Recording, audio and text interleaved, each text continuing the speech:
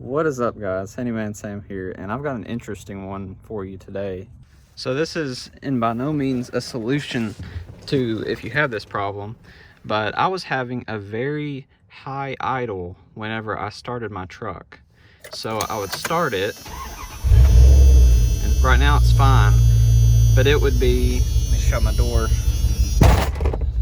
so I don't have that annoying buzzing going on, but it would be running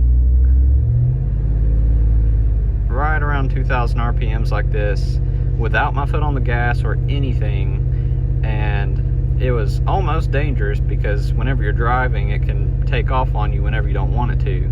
So what had happened was, here lately my truck has not really been wanting to start every now and then because of a bad positive battery cable connection. Well, really it's like just corroded and stuff, or it was. And so what I've usually been doing is just open up the hood, wiggle the connection just a little bit, and then going and starting it. Maybe after 4 or 5 times of wiggling it, it'll start right up. Well, this past time it happened while I was at the dump and it wouldn't start, and so the guy at the dump helped me wiggle the connection, and I turned the ignition, and this time it revved all the way to 2,000 RPMs. I'm like, that's kind of weird.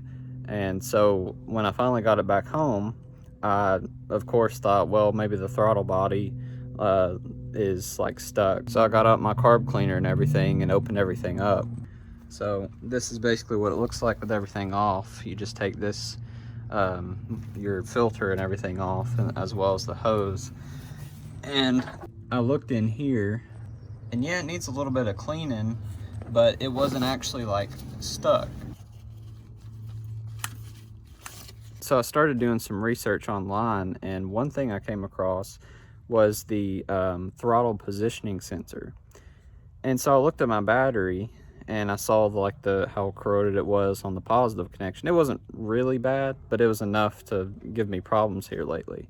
And I thought, well, maybe it caused a problem with the sensor since the battery connection has been bad lately. Maybe it had caused some kind of fluke with the sensor.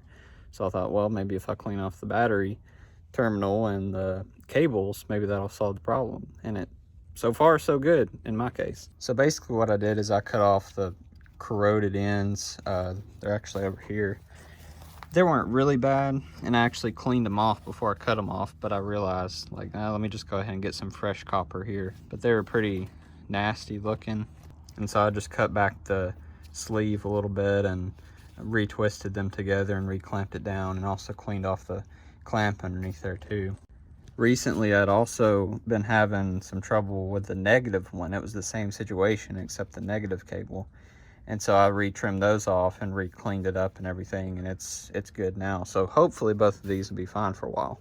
So before you like go buy a bunch of parts and stuff, if you're in the same situation, if it's like a high rev or something, but your throttle body is, you know, not sticking or anything, then I would like maybe check your battery terminals just to see if they're corroded or anything like that, because apparently it can have this kind of effect on your engine. So again, this isn't a solution for everybody. This may only work for a few people, so please don't hate and stuff. But if you are in this coincidence, this could help you instead of like having to go buy like a new part and everything. But thank you guys for watching. Thank you for the over 1,000 subscribers. That's pretty awesome.